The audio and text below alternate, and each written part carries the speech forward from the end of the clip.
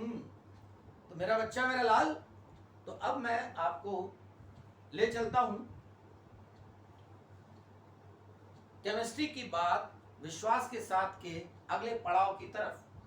तो देखो यहां पर ये जो आप देख रहे हैं, ये मैंने पीरियोडिक टेबल के पहले लेक्चर में PT#1 में मैंने आपको एक्सप्लेन किया था कि कैसे मैंने स्ट्रक्चर ऑफ एटम से पीरियोडिक टेबल को डेवलप किया। अब जरा इसकी थोड़ी सी बात कर लेते हैं कि अगर इस पीरियोडिक टेबल से हमने स्ट्रक्चर ऑफ एटम से अगर मैंने पीरियोडिक टेबल को डेवलप किया है, यानी जैसे यहाँ पर देखिए, आप यहाँ पर देखिए पहला शेल है, फर्स्ट शेल, पहले शेल को हमने किसमें कन्वर्ट कर दिया, पहले पीरियड में।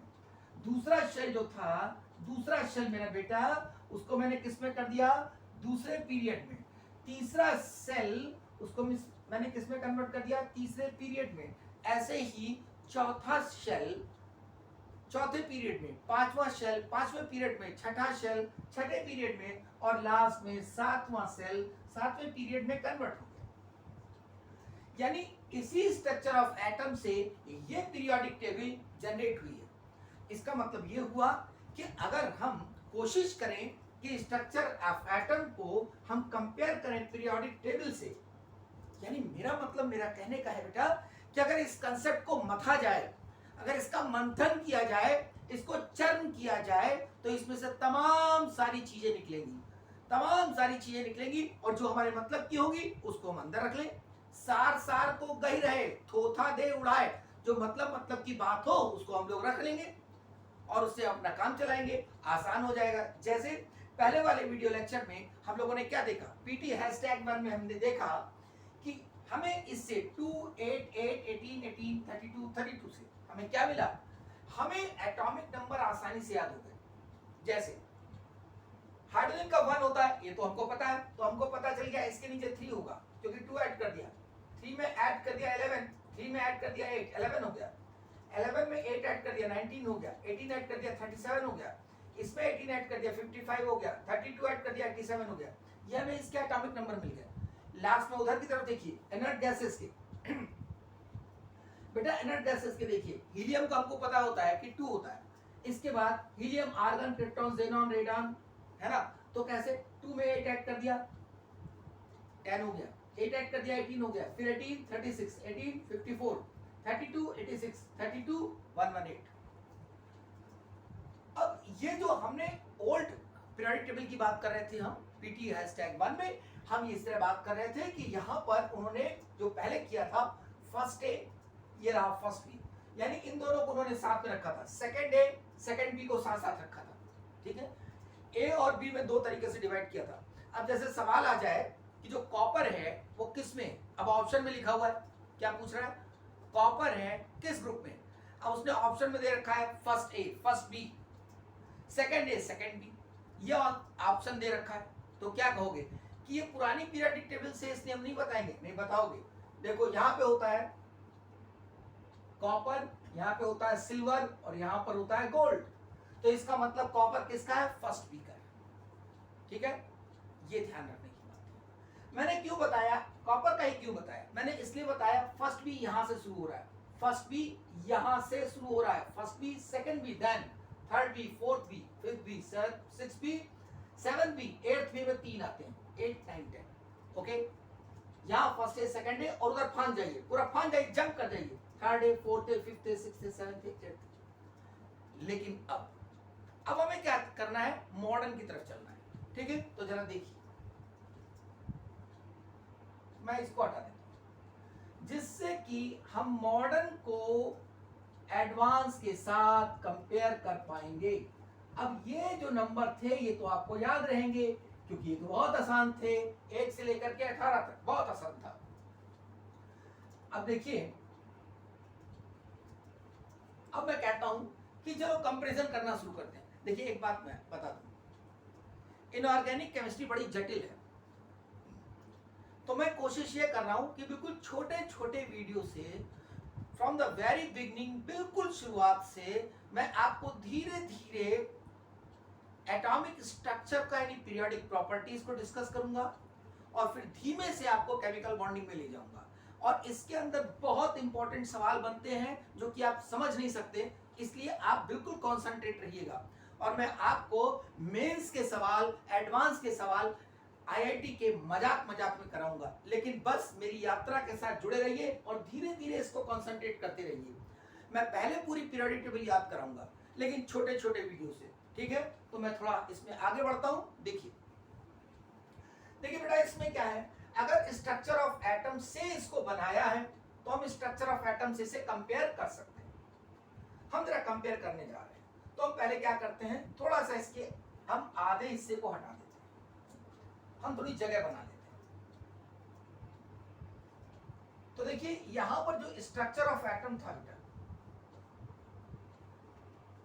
थोड़ा सा बड़ा लिखते हैं। ये जो आपका पीरियोडिक टेबल है, ये जो पीरियोडिक टेबल, इसको हम शॉर्ट में लिख सकते हैं ऐसे, P/T पीरियोडिक टेबल। ये पीरियोडिक टेबल किससे डेवलप हुई है, स्ट्रक्चर ऑफ एटम से, स्ट्रक्चर ऑफ एटम से बेटा डेवलप हुई है। अब periodic table structure of atom से डेवलप हुई। जरा देखिए स्ट्रक्चर ऑफ एटम में जो हमें दिखाई दे रहे हैं, ये शेल्स दिखाई दे रहे हैं,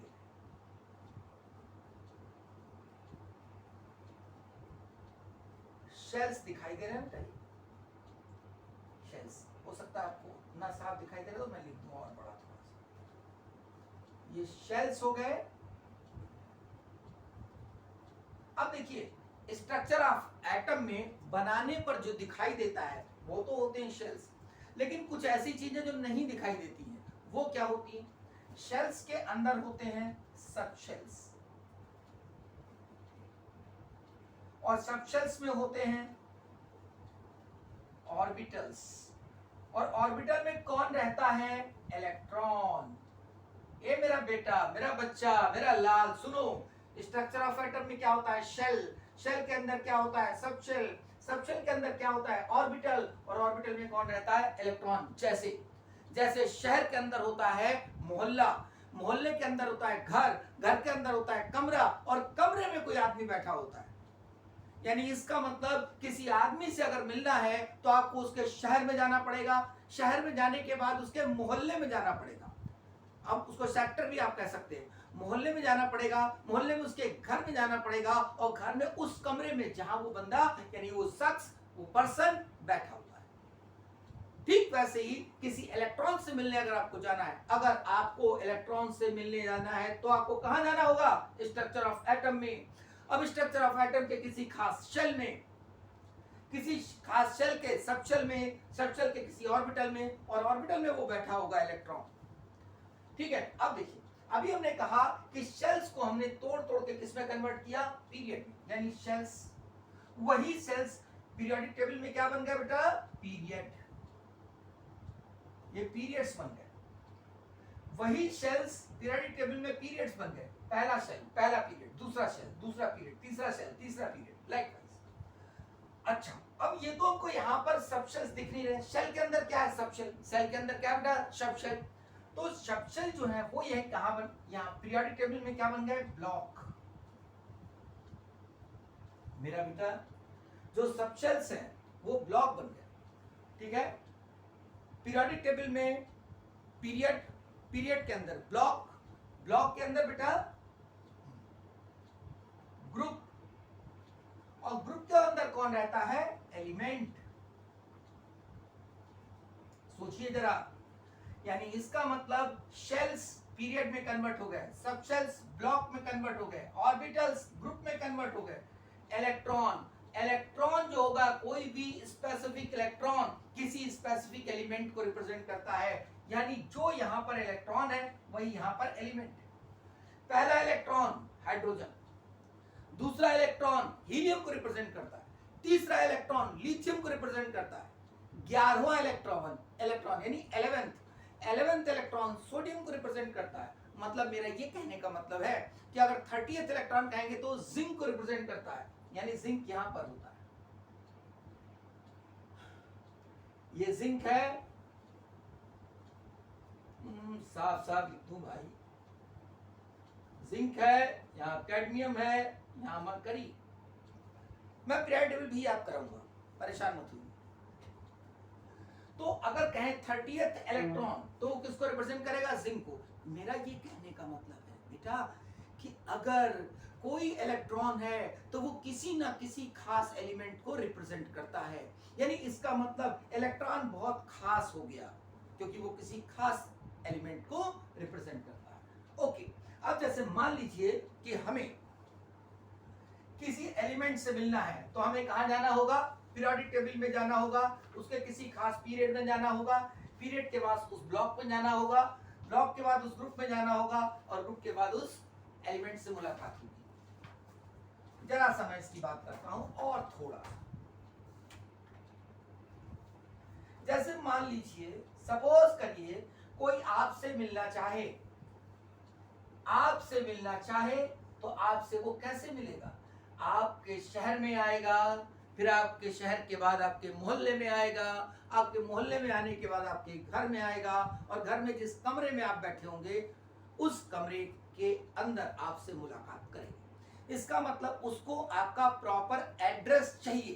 क्या चाहिए? यस, एड्रेस चाहिए। तो मेरा बेटा वही एड्रेस जो है उसी एड्रेस को हम कहते हैं क्वांटम नंबर। ठीक है, तो देखिए यहां पर क्वांटम नंबर को हम शॉर्ट में लिख रहे हैं, आगे मैं एक एक चीज को एक्सप्लेन करूंगा धीरे धीरे। क्वांटम नंबर यानी इसका मतलब अगर हमें किसी शेल को रिप्रेजेंट करना है तो कैसे करेंगे? प्रिंसिपल क्वांटम नंबर, यानी इसको हम n से रिप्रेजेंट करेंगे।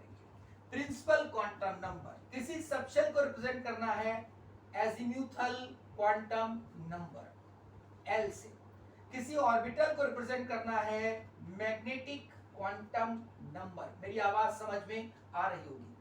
और बेटा मैं आपसे ये कहूंगा, अगर आपको लगता है कि थोड़ा सा आपको फायदा हो रहा है, ठीक है, या आपको ये बताना है कि सर इसमें थोड़ा सा ये ठीक कर लीजिए, या आपकी आवाज सही नहीं आ रही है, क्योंकि मुझे कोई बहुत एक्सपीरियंस नहीं है वीडियो बनाने का, मैं ये सोच रहा हूं कि आपको कुछ मिल सके जो मैं दे सकता हूं। ठीक है, तो उसमें आप कमेंट्स में जरूर लिख दीजिएगा। ठीक है, आपको कैसा लग रहा है, आपको कैसा लग रहा है, मैं आपके लिए मेहनत कर रहा हूं। कमेंट्स में लिखोगे तो मुझे अच्छा लगेगा। ठीक है, ओके। तो और एक एक लाइन देखनी है और बार बार देखना है। ठीक है, क्योंकि जब तक देखोगे नहीं तब तक आएगा नहीं। ठीक है, चलिए आगे बात करते हैं। तो ये मैग्नेटिक क्वांटम नंबर m से रिप्रेजेंट करते हैं। फिर उसके बाद आता है स्पिन क्वांटम नंबर और उसको s से रिप्रेजेंट करते हैं। मेरा बेटा मैं ये बताना चाहता हूं, शेल्स प्रिंसिपल क्वांटम नंबर से रिप्रेजेंट किए जाते हैं, सब शेल्स एजीमुथल क्वांटम नंबर से रिप्रेजेंट किए जाते हैं, ऑर्बिटल्स को हम मैग्नेटिक क्वांटम नंबर से रिप्रेजेंट करते हैं और इलेक्ट्रॉन को हम स्पिन क्वांटम नंबर से रिप्रेजेंट करते हैं। मतलब क्या? मतलब ये हुआ कि किसी भी इलेक्ट्रॉन से मिलना है आपको या उससे रिप्रेजेंटेड एलिमेंट से मिलना है तो आपके पास उसका प्रॉपर एड्रेस होना चाहिए। यानी सब शेल, अगर हमें शेल पता है, शेल पता है तो शेल हमें कैसे पता होगा? प्रिंसिपल क्वांटम नंबर से। यानी अगर n की वैल्यू पता हो गई तो हमें पता चल जाएगा किस शेल में है। मेरा बेटा अगर L की वैल्यू पता चल गई, मतलब एजीमुथल क्वांटम नंबर L की वैल्यू पता चल गई तो क्या पता चल जाएगा? किस सबशेल में। मैग्नेटिक क्वांटम नंबर पता चल गया तो हमें पता चल जाएगा किस ऑर्बिटल में है वो इलेक्ट्रॉन। अगर स्पिन क्वांटम नंबर पता चल गया तो हमें यह पता चल जाएगा वो स्पेसिफिक इलेक्ट्रॉन कौन सा है। मेरी बात समझ गए? यानी मैंने स्ट्रक्चर ऑफ एटम को अगर पीरियोडिक टेबल से कंपेयर करना शुरू किया तो हमें क्या क्या मिलने वाला है ये सामने लिखा है। यानी मथना शुरू किया तो यहां से क्या क्या निकल के आ रहा है कि शेल्स कुछ नहीं है, पीरियड्स, सबशेल्स कुछ नहीं है, ब्लॉक है, ऑर्बिटल कुछ नहीं, ग्रुप है, इलेक्ट्रॉन्स कुछ नहीं, एलिमेंट है। और मेरी बात समझ गए? इनको किससे रिप्रेजेंट करते हैं? अच्छा, मान लेते हैं कि हम आगे कंपैरिजन शुरू करें। आगे कंपैरिजन कैसे शुरू करेंगे कि भाई ये जो सबशेल्स है, एक छोटी सी बात, जो सबशेल्स है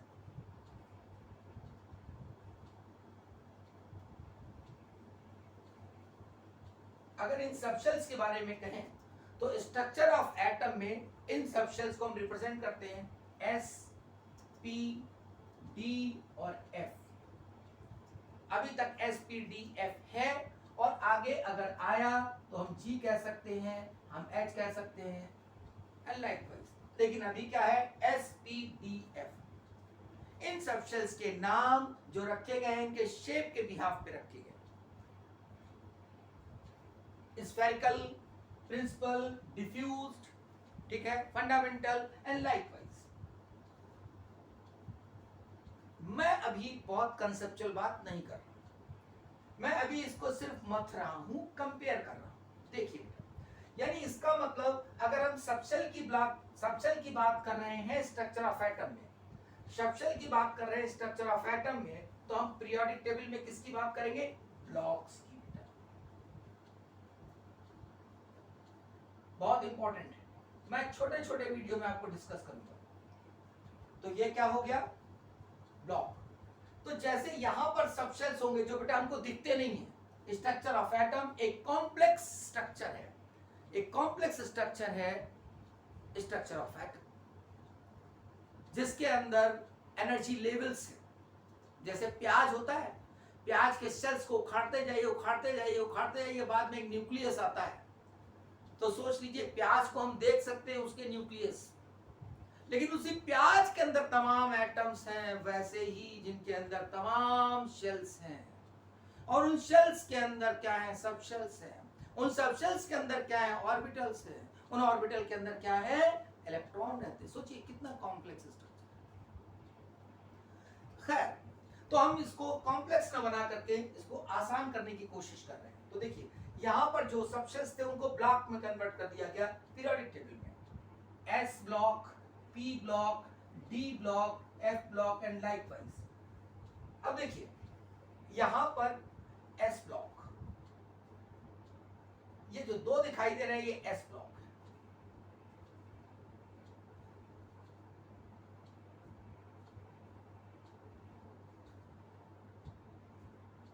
एस ब्लॉक, ये एस ब्लॉक बेटा, S1 और ये S2। यानी एस ब्लॉक में दो ग्रुप हैं, S1 और S2।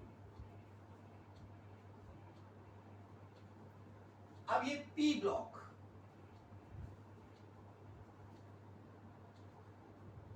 ये P ब्लॉक है बेटा। अब P ब्लॉक में मेरा बेटा, P ब्लॉक में P1, P2, P3, P4, P5 and P6। अब देखिए P1 क्या है, थर्ड ए, P2 क्या है, फोर्थ ए, P3 क्या है, फिफ्थ ए, P4 क्या है, सिक्स ए, P5 क्या है, सेवंथ ए, P6 क्या है, बोलिए P6 क्या है, अरे बोलो भाई, एट्थ ए। ठीक है, बात समझ में आ रही है, समझते चलो। हम लोग कॉमेडी नहीं करेंगे, सीरियसली पढ़ाई करेंगे, इसलिए लगे रहिए बिल्कुल अच्छे से। अच्छा, अब देखिए यहां पर ये आया आपका डी ब्लॉक।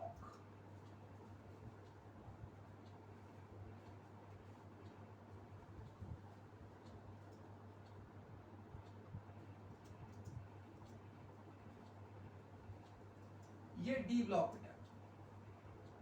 अब देखिए एस ब्लॉक में कितने ग्रुप थे, 2। पी ब्लॉक में कितने ग्रुप थे, 6। अब डी ब्लॉक में कितने हैं, 10। D1, D2, D3, D4, D5, इसको जरा डार्क कर दें। D3 हो गया, D2 हो गया, D1, ठीक। D5, D6, D7, D8, D9, D10। अब हमें पता चल गया एस ब्लॉक में 2 ग्रुप, पी ब्लॉक में 6 ग्रुप, डी ब्लॉक में 10 ग्रुप। अब ये आया एफ ब्लॉक।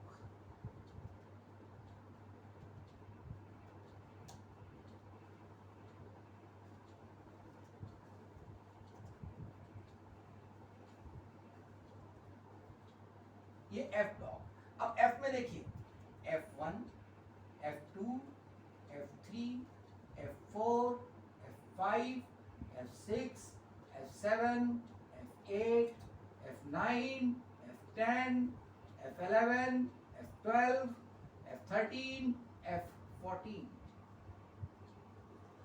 देखो बेटा, अब ये आप ध्यान रखिए कि अगर आपसे पूछा जाता है कि किस एटॉमिक नंबर से F1 शुरू होता है? 58 से शुरू होता है, 71 पे F14 आता है। दूसरा 90 से शुरू होता है, 103 पे खत्म होता है। कितना आसान हो गया। अब देखिए एक और बात खास, ये कहां से देखो 57 D1 है, यानी इसका मतलब इसके जस्ट पहले क्या है? D1, ये है D1।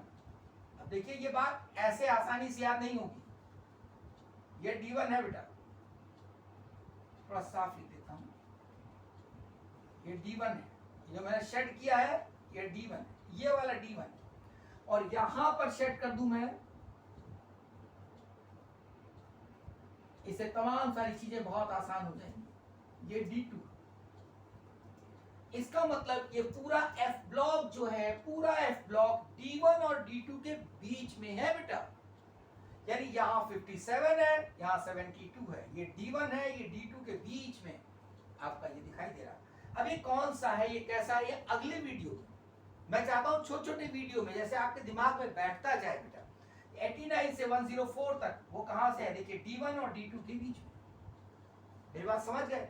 यानी अब मैंने क्या कर दिया, इसको SPDF ब्लॉक पे ब्रेक कर दिया, यानी हम थोड़ा और एडवांस हो गए, यानी जो ओल्ड पीरियोडिक टेबल थी उससे हम कहां गए, थोड़ा एडवांसमेंट हो गया।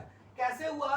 हमने स्ट्रक्चर ऑफ एटम को थोड़ा एडवांस किया तो अपने आप पीरियोडिक टेबल एडवांस हो गई। ठीक है, ठीक। अब इसके बाद ये आपका हो जाएगा सेकेंड वीडियो लेक्चर इसका। इसके बाद नेक्स्ट वीडियो में मैं धीरे धीरे कंसेप्ट में बढ़ता चला जाऊंगा। आपको सीरियस रहना है, आपको बोल बोल के पढ़ना है, आपको रटते जाना है, इसको समझना है और रटना है। That's all.